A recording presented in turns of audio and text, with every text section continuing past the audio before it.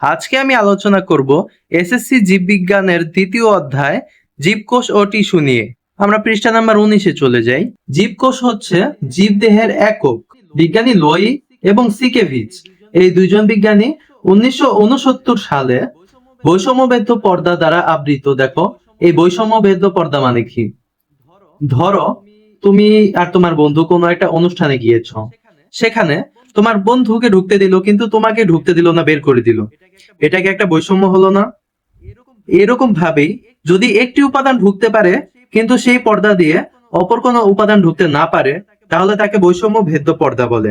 বৈষম্য ভেদ্য পর্দা দ্বারা আবৃত এবং জীবজ ক্রিয়াকলাপের একক এবং অন্য কোনো সজীব মাধ্যম ছাড়াই নিজের প্রতিরূপ তৈরি করতে পারে বা বংশবৃদ্ধি করতে পারে, তাকে কোষ বলেছেন। কোষের প্রকারভেদ। নিউক্লিয়াসের গঠনের ভিত্তিতে কোষ দুই ধরনের, একটা আদি কোষ আর একটা প্রকৃত কোষ। আদি কোষ বলতে বোঝায় যারা কোনোভাবেই উন্নত নয়। যেমন দেখো, সুগঠিত নিউক্লিয়াস থাকে না, নিউক্লিয়াসের কোনো পর্দা দ্বারা আবৃত থাকে না। এখন নিউক্লিয়াসের উপাদানগুলো যদি কোনো পর্দা দ্বারা আবৃত না থাকে, তাহলে এটা কি আধুনিক? অবশ্যই আধুনিক না। নিউক্লিয়াসের ভিতরে বস্তু, সেগুলো সাইটোপ্লাজমে ছড়ানো অবস্থায় থাকে, তাই এদেরকে আদি কোষ বলে। এসব কোষে এই যে মাইটোকন্ড্রিয়া, প্লাস্টিড, এন্ডোপ্লাজমিক রেটিকুলাম ইত্যাদি এই অঙ্গাণুগুলো কি থাকে না, শুধু থাকে রাইবোজোম। তাহলে আদি কোষে রাইবোজোম আছে। আদি কোষের ক্রোমোজোমে কি কেবল ডিএনএ থাকে। আদি কোষগুলো কারা?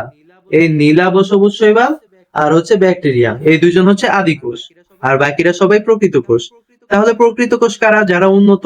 নিউক্লিয়াস সুগঠিত, আগে ছিল সুগঠিত নয়, এখানে হচ্ছে সুগঠিত এবং নিউক্লিয়ার ঝিল্লি, এটাকে ইংরেজিতে বলা হয় নিউক্লিয়ার মেমব্রেন। এটা দ্বারা নিউক্লিয় বস্তু সমূহ পরিবেষ্টিত ও সুসংগঠিত থাকে। এসব কোষে রাইবোজোম সহ সকল ধরনের অঙ্গাণু উপস্থিত থাকে। ওইখানে কি বলছিলাম, আদি কোষে মাইটোকন্ড্রিয়া, প্লাস্টিড, এন্ডোপ্লাজমিক রেটিকুলাম এগুলো থাকে না, শুধু থাকে রাইবোজোম। কিন্তু এখানে কি রাইবোজোম সহ সকল অঙ্গাণু উপস্থিত থাকে।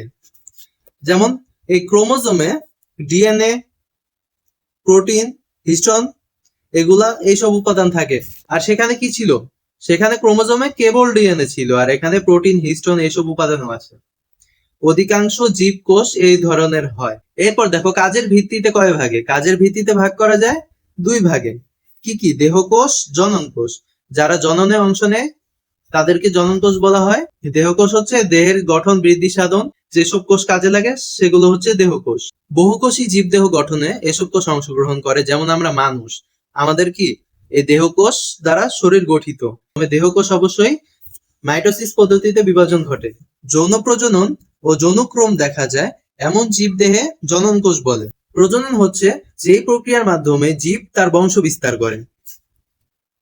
এরা কিভাবে তৈরি হয়? মিওসিস পদ্ধতিতে জনন মাতৃকোষের বিভাজন ঘটে। কার বিভাজন ঘটে?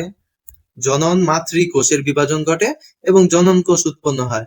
তাহলে জনন কোষ আর জনন মাতৃকোষ কিন্তু সেম বিষয় না। আর এই প্রক্রিয়ায় অপত্য জনন কোষে ক্রোমোজোম সংখ্যা, যে অপত্য মানে কি, যে শিশু মাত্র জন্ম হয়েছে এমন কোষটা, ক্রোমোজোম সংখ্যা তার মাতৃকোষের ক্রোমোজোম সংখ্যার অর্ধেক হয়। মানে পুরুষ ও স্ত্রী জনন কোষের মিলনের ফলে সৃষ্ট এই প্রথম কোষটিকে জাইগোট বলে। এখানে কি পড়ছি? এখানে পড়ছি যে অপত্য কোষের ক্রোমোজোম সংখ্যা মাতৃকোষের অর্ধেক থাকে।